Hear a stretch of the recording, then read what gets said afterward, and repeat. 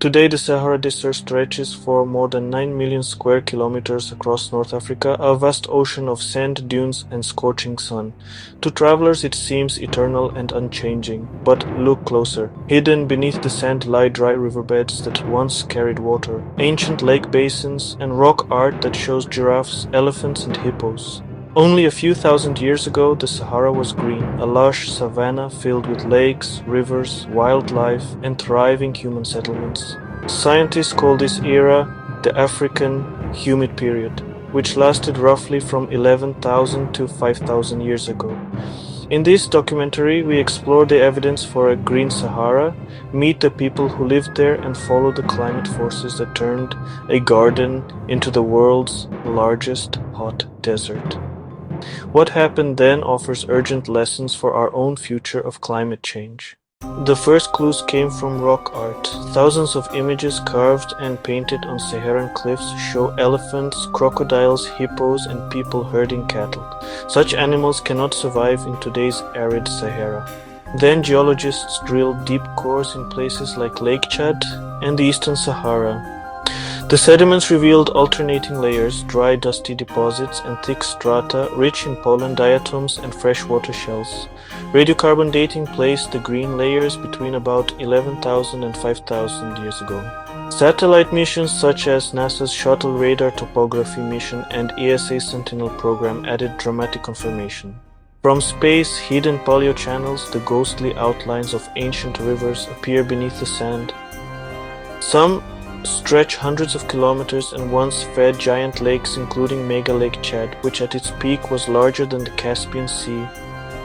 These findings prove that the Sahara was once a vast savanna, with rainfall 5 to 10 times higher than today. Where there is water, there is life. Archaeological digs reveal that during the African Humid Period, the Sahara supported thriving Neolithic cultures. Excavations at sites such as Nabta Playa in southern Egypt show ceremonial stone circles, often called Africa's Stonehenge, aligned with the summer solstice. These people herded cattle, cultivated grains, and traded across great distances. Stone tools, pottery decorated with aquatic motifs, and hearts rich in fish bones speak of a prosperous way of life. Archaeologists have found evidence of large-scale fishing communities along the ancient shores of Lake Mega Chad and in Libya's Fezzan region. Radiocarbon dating shows these settlements flourished between 8,000 and 6,000 years ago, right when the Sahara was at its greenest. As rainfall declined, many of these groups migrated toward the Nile Valley, bringing their agricultural techniques and cultural traditions. Egypt's pharaonic civilization may owe part of its origin to these Saharan migrants. What could turn the world's largest desert into a green paradise and then back again? The answer lies in Earth's orbital cycles, known as Milanković cycles. About every 23,000 years, Earth's axial precession changes the timing of the seasons. When the northern hemisphere tilts closer to the sun during summer, the West African monsoon strengthens, pulling moist air deep into the Sahara. Around 11,000 years ago, this effect was at its peak, triggering the African Humid Period. Climate models and lake core isotopes show rainfall may have reached up to 800 mm per year, similar to today's East African savannas. Rivers like the ancient Tamanrasset flowed north into what is now the Mediterranean, supporting forests and grasslands across what is today barren sand. But orbital geometry continued to shift. By about 5,000 years ago, the monsoon weakened.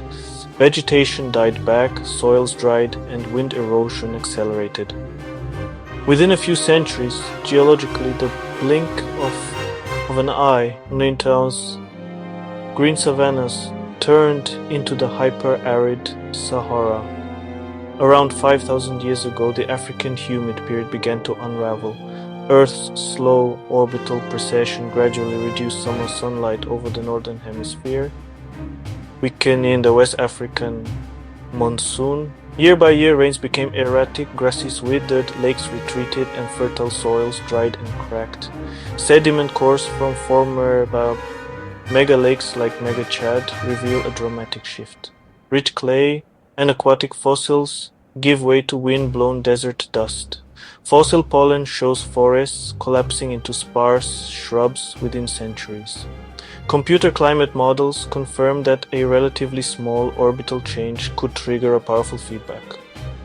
As vegetation disappeared, the land reflected more sunlight, further weakening monsoon rains and accelerating desertification.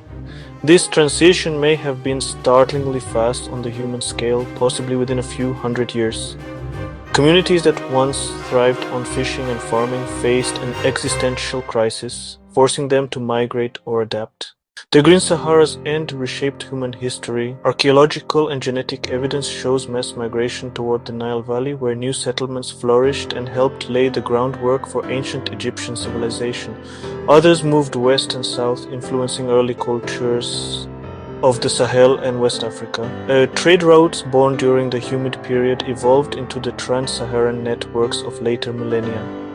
Even after the land dried, memories of abundant water lingered in oral traditions and myths about lost rivers and hidden oases. For modern science, the Sahara's past is a crucial natural laboratory. It proves that relatively subtle changes in Earth's orbit and atmosphere can transform a continent's climate. Today, human-driven greenhouse gases are altering climate far more rapidly. Understanding how ecosystems and societies once responded to sudden aridity can guide strategies for adaptation in the 21st century. The Green Sahara reminds us that Earth's climate is never static. 5,000 or 6,000 years ago, elephants roamed lake shores where now only dunes stand. Entire cultures rose and fell as rainfall patterns shifted. This story is not merely about the past. It shows how fast climate systems can change and how profoundly those changes shape civilization. It warns us that deserts can bloom and gardens can die, sometimes within the span of human memory. As satellites and paleoclimate studies continue to reveal hidden rivers and ancient shorelines, the Sahara's sands still guard secrets. Perhaps in a far-off future cycle of Earth's orbit, rains will again green the desert and the Sahara will bloom once more.